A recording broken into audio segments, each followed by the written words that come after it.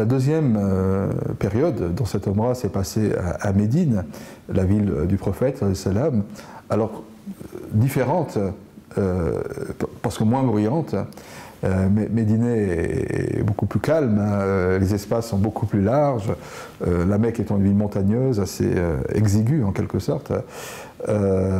Médine pour moi est la station du repos de l'âme. Si je puis donner une définition de Médine, c'est le repos de l'âme.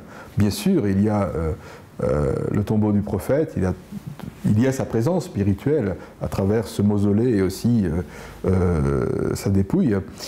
Mais en termes de ressenti, je dirais que Médine est le repos de la foi. C'est le repos de la foi dans le sens où, eh bien, on se lâche. Après toute cette période mécoise de turbulence, de bruit, d'effervescence, Médine reste pour moi le lieu de la paix et de la joie et du silence. Dans le sens où il est un lieu propice à la méditation, au retour sur soi, à la contemplation, et donner cela à son âme aussi, c'est quelque chose d'important. Et je dirais, pour celui qui accomplit la Omra, qu'il est nécessaire de prendre ces deux temps.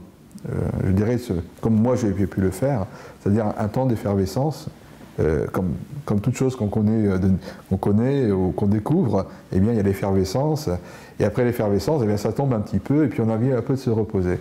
Eh bien, c'est bienvenu en quelque sorte, parce que à travers la Mecque et Médine, Mecque et Médine, eh bien, il y a toute la vie humaine. On a besoin d'activité, on a besoin de s'extérioriser. Pour moi, ça représente la Mecque, l'extériorisation, l'œuvre, et Médine représente pour moi l'intériorité, le repos et l'intériorité. Donc c'est tout à fait à l'équilibre et à l'échelle de l'être humain finalement. Une Omra est tout à fait à l'échelle humaine des représentations de ce constitue l'être humain dans sa définition même, ontologiquement parlant. Donc c'est tout à fait remarquable. Et pendant ces 30 jours, eh bien, j'ai vécu des choses merveilleuses, encore une fois des rencontres, etc. Les prières de Talawir.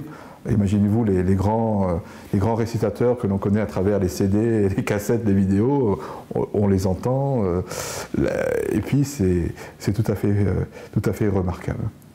Alors bien sûr, après 30 jours, quand on revient dans nos réalités, et moi habitant en France, quand pendant 30 jours vous avez vécu cela et vous revenez en France, vous ouvrez les yeux très grands, vous dites mais où est la foule, où est le repos?